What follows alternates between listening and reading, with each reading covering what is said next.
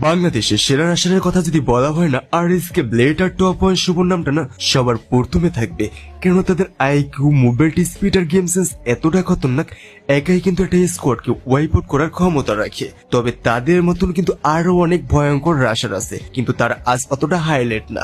তো আজকের ভিডিওতে আমরা দেখবো আরএসকে ব্লেড এবং টপ ওয়ান শুভর মতো ভয়ঙ্কর পাঁচটা রাশারকে, যাদের আইকিউ, মুভমেন্ট স্পিড এবং গেম সেন্স এতটা খতরনাক, তারাও কিন্তু আরএসকে ব্লেড এবং টপ ওয়ান শুভর মতো একাই কিন্তু একটা স্কোয়াডকে ওয়াইপ আউট করে দিতে পারে। কিন্তু তবুও তারা আজকে অতটা হাইলাইট না। তো এর ভিতর তোমার কোনো পছন্দের কোনো রাশার আছে কিনা বা পরিচিত রাশা, সেটা অবশ্যই কমেন্ট করে জানিয়ে দিবা। Let's start today's video.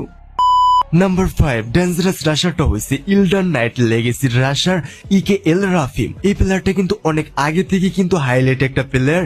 সে কিন্তু এফএফবিসি তেও কিন্তু রাজত্ব করছে, সেইখানে কিন্তু টিম ইলেক্টর রাশার হিসাবে কিন্তু গেম প্লে করছে, সেইখানে কিন্তু একাই কিন্তু ডমিনেট করছে।